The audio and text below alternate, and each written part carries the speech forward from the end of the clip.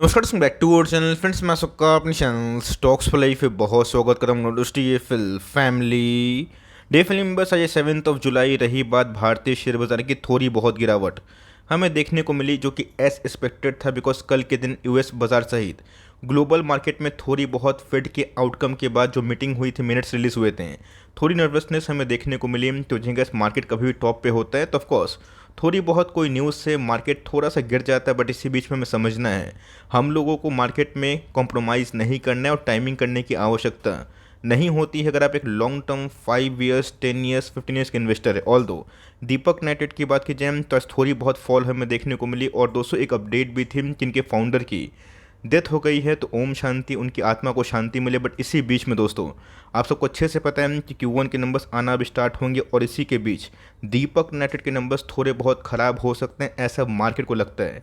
क्या रिपोर्ट है, क्या रिसर्च है, बेस्ट बाइंग लेवल क्या होगी, और आपने इतने लंबे टाइम तो होल्ड किया है, कब तक हमें फ्रूट्स मिल सकता है। चैनल फर्स्ट टाइम होंगे सब्सक्राइब कर सकते हैं इस तरह की क्वालिटी कंटेंट को सबसे पहले एक्सेस करने के लिए। Now without delaying for time, let's begin. सबको याद भी होगा, बीच में जब मैंने दीपक नाइट्रेट के टेक्निकल को कवर किया था, बताया था कि 2250 के आसपास इनको स्ट्रॉन्ग रेजिस्टेंस मिलेगा, और यही short term profit booking zone होगा उन निवेशक के लिए जिन्होंने 1800 के आसपास, 1700 के आसपास, 1900 के आसपास बिलो 2000 स्विंग ट्रेड का मौका पाया था। ऑल्दो मैंने आपको साफ साफ बताया कि मार्केट में 10-15% दोस्तों बनेंगे, बिगड़ेंगे भी, लेकिन ये जो बड़ा पिक्चर होता है 600%, 700%, 800% वो होल्ड करने से ही होता है। बट येस, उसके पीछे का बिजनेस इंपॉर्टेंट है।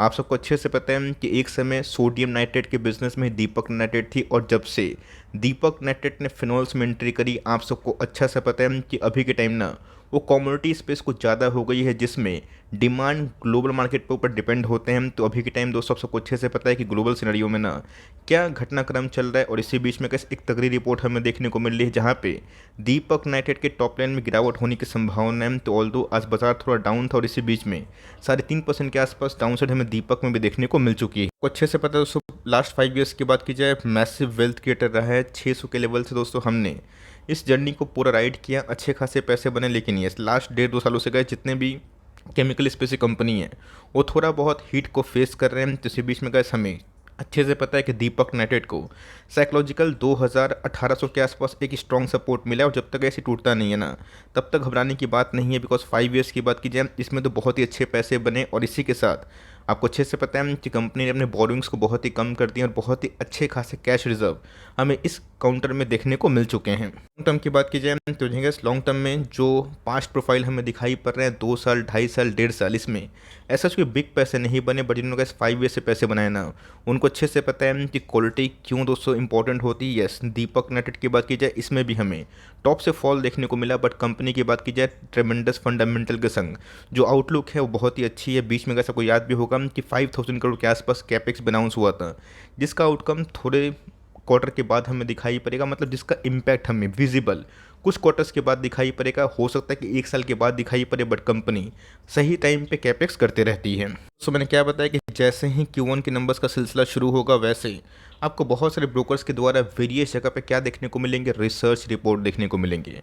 यस, मैं टारगेट्स पे गए उतना ब्लाइंडली बिलीव नहीं करता हूँ, लेकिन जो रिसर्च रिपोर्ट होती है कि कहाँ पे सेल्स अप हो सकते हैं, कहाँ पे सेल्स डाउन हो सकते हैं, ये देखना बेहद इंपॉर्टेंट है। आपने देखा कि आज टाइटन के ना Q1 के अपडेट कल आए थे, और आज टाइटन में अच्छी खासी तेज़ी थी। ऑल्दो थोड़ी बहुत प्रॉफिट बुकिंग देखने को मिली, लेकिन यस, इसका अंदाज़ा गैस हमने पहले भी लगाया था। तो ऑफकोर्स एक मार्केट एस्टिमेट करता है कि कैसे ये सेक्टर परफॉर्म कर सकता है। तो कॉमोडिटी केमिकल्स की बात की जाए, उनको ना दोस्तों प्राइस स्लम का सामना करना पड़ रहा है, और डिक्लाइनिंग डिमांड इंडिया में नहीं, जो यूएस, लैटिन अमेरिका, इन सब कंट्रीज़ में देखने को मिल रही है। इससे इनके जो एग्जिस्टेंस है वो थोड़े बहुत अभी के टाइम डल हो चुके हैं। सिंपल सी बात है, अगर दोस्तों हम लोग कोई माल बेचते हैं और कोई क्लाइंट हमारा माल खरीदता है, तो क्लाइंट के पास पैसे होने चाहिए, वो मजबूत होने चाहिए, तभी दोस्तों वो खपत करेंगे, कंज्यूम करेंगे।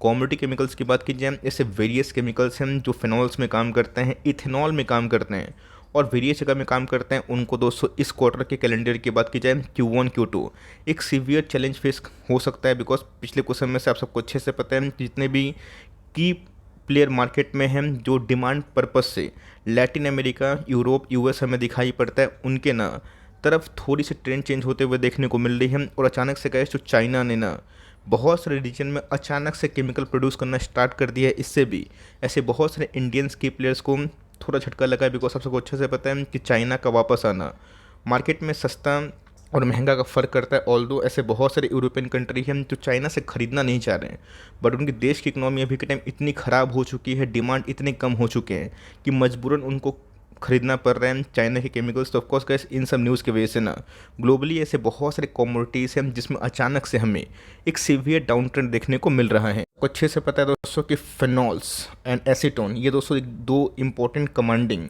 दीपक नाइट्रेट के जेम्स हमें देखने को मिलते हैं, जहाँ पे गैस फिनॉल्स है ना इस बिज़नेस की बहुत अच्छी सी की एक्सपेंशन हमें देखने को मिली। तो फिनॉल्स की बात की जाए, एसीटोन की बात की जाए, इन सब में मंथली 13% के आसपास ड्रॉप डाउन देखने को मिल रहा है। सेम गैस एसीटोन में भी यही कहानी देखने को मिल रही है। तो मोटा मोटे गैस बोलने का मतलब है कि दीपक नाइट्रेट एक मेजर कंपनी है जो फिनॉल्स और एसीटोन को प्रोड्यूस करती है, और इनके प्रोडक्ट्स से ना ऐसे बहुत सारे की रॉ मटेरियल का यूज़ करके कुछ अलग डेरिवेटिव्स बनाए जाते हैं।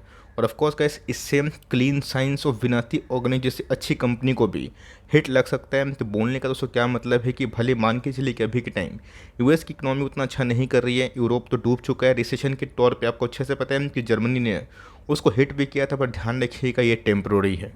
आने वाले कल में दोस्तों उन सबका जो देश है रिसेशन से निकलेगा, थोड़ा टाइम लगेगा, डिमांड फिर से बूस्ट होंगे और फिर से हमें वही साइकिल देखने को मिलेगा। आप सबको अच्छे से पता है कि 2020, 2019, 2021 ऑटो सेक्टर के लिए कितना ख़राब टाइम था, बट आज दोस्तों वो रॉकेट बना हुआ है। तो बोलने का मतलब है अगर आप आज बिया डालेंगे तो उसका फल संग संग नहीं मिलेगा, थोड़ा टाइम की आवश्यकता होती है, बट मिलेगा तो ज़रूर। इसी बीच में गैस फिनॉल्स की बात की जाए, एसीटोन की बात की जाए, मेजर प्राइस करेक्ट हो चुके हैं। ऑफकोर्स गैस प्राइस करेक्शन से क्या होता है कि मार्जिन्स में थोड़ी बहुत हमें हिट हमें देखने को मिल सकती है। दोस्तों ये एक न्यूज़ हो गई जहाँ पे थोड़ा बहुत कंसर्न का मैटर बहुत सारे केमिकल सेक्टर को लेके हो रहे हैं। इवन बहुत सारे केमिकल्स को मैंने नाम नहीं लिया, बट मैं जल्दी ही उसके ऊपर डिटेल वीडियो बनाऊंगा जहाँ पे कौन कौन से केमिकल्स कंपनी का नंबर्स इस क्वार्टर में थोड़ा अच्छा हो सकता है और किसके नंबर्स खराब हो सकते हैं। कि कंपनी का तो उसे बिल्कुल नहीं। अब कंपनी जहाँ पे एक्सपोर्ट कर रही थी, क्लाइंट ही थोड़ा सा कम डिमांड इमर्ज करवा रहे हैं, इसमें हम लोग कुछ नहीं कर सकते हैं। वो गैस प्लस माइनस होते हैं, कभी गोल्ड की खपत ज़्यादा होती है, कभी कम होती है, बट होती ज़रूर है। तब कोर्स एक छोटी कंपनी मतलब एक मिड कैप क्वालिटी का स्टॉक है, लेकिन ज़बरदस्त फंडामेंटल्स हैं। रही पर दोस्तों एक साल हाई की 2357 के आसपास है, लाइफ टाइम हाई की बात की जाए 3000 के आसपास है, स्टॉक पीक की बात की जाए 33 के आसपास है। बट कंपनी के आरओसी की बात की जाए, आरओई की बात की जाए, जो बहुत इनलाइन है 30% के आसपास आरओसी, जो मुझे काफ़ी अच्छी लगती है। सबको याद होगा कि लास्ट क्वार्टर के जो नंबर्स हमें देखने को मिले थे, इसमें क्या हुआ था, लोगों ने बहुत पैनिक मचाया क्योंकि ईयरली जो प्रॉफिट है उसमें डिक्लाइन देखने को मिला था। रेवेन्यू की बात की जाए वो तो कैसे ठीक ठाक था, लेकिन यस जो डिक्लाइन कहाँ हुआ था, 267 करोड़ का जो प्रॉफिट था ना वो घट के 234 करोड़ के आसपास हुआ था। और वहाँ पे दीपक नाइट्रेट ने पोस्ट Q4 के नंबर्स के बाद एक डिक्लाइन दिखाया था, बट उसके नेक्स्ट डे ही हमें अच्छी खासी रिकवरी देखने को मिली। और उसके बाद दोस्तों उस लेवल से दीपक नाइट्रेट में ना 20% के आसपास, 25% के आसपास तेज़ी का माहौल भी देखने को मिला, बिकॉज कंपनी के लास्ट क्वार्टर से नंबर्स अच्छे थे। लेकिन यस जो एक पीक माहौल था जहाँ पे कंपनीज के मार्जिन्स 20% से ऊपर थे वो घट गए थे। लेकिन यस अच्छी बात इधर पे ये थी कि 2 क्वार्टर चैलेंजिंग मोमेंट होने के बाद कंपनी ने फाइनली बाउंस बैक किया था। तो यहाँ पे गैस जो एसीटोन है या फिर बात की जाए फिनॉल्स, अगर उनके डिमांड ग्लोबली कम हो रहे हैं तो इसमें ऑफकोर्स एक मार्जिन्स में हिट लगेगा, बट दोस्तों ये पूरे हद तक टेम्प्रोरी हो सकता है। इस क्वार्टर में नंबर्स कैसे होंगे ये तो गैस वक्त बताएगा, बट यस कंपनी के फंडामेंटल्स की बात की जाए कोई ख़राब नहीं है। उल्टा गैस अगर आप देखें तो कंपनी के रिजर्व्स टाइमली बढ़ रहे हैं, कंपनी कैश रिच हो चुकी है। रही बात कंपनी की बोरोइंग्स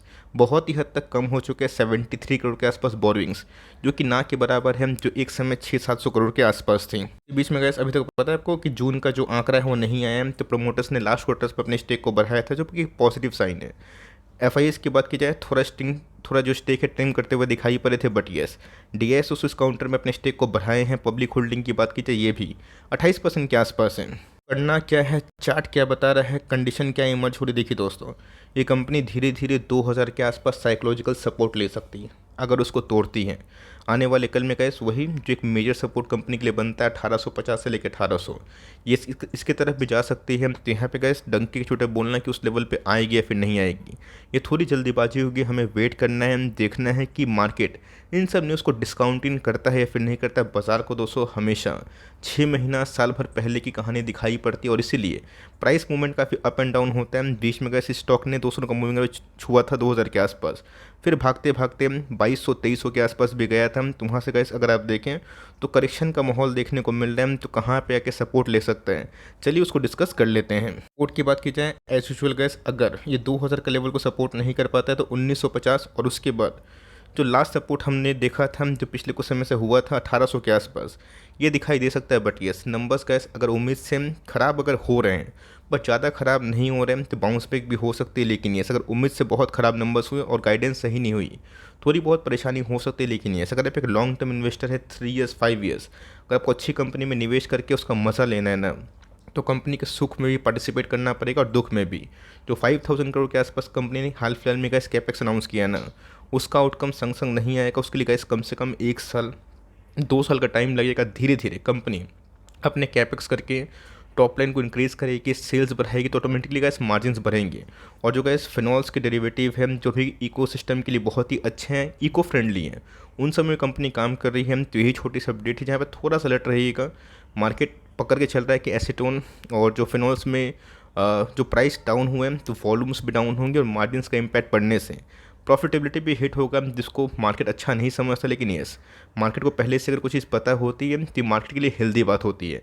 आपको क्या लगता है, आपका क्या व्यू है, कमेंट बॉक्स में ज़रूर ड्रॉप करिएगा। चैनल फर्स्ट टाइम होंगे तो प्लीज़ सब्सक्राइब करके बेल आइकन को प्रेस करना भी ना भूलिएगा। तो गाइस मिलते हैं जल्द ही, तब तक के लिए bye. Thanks for listening friends, God bless you all.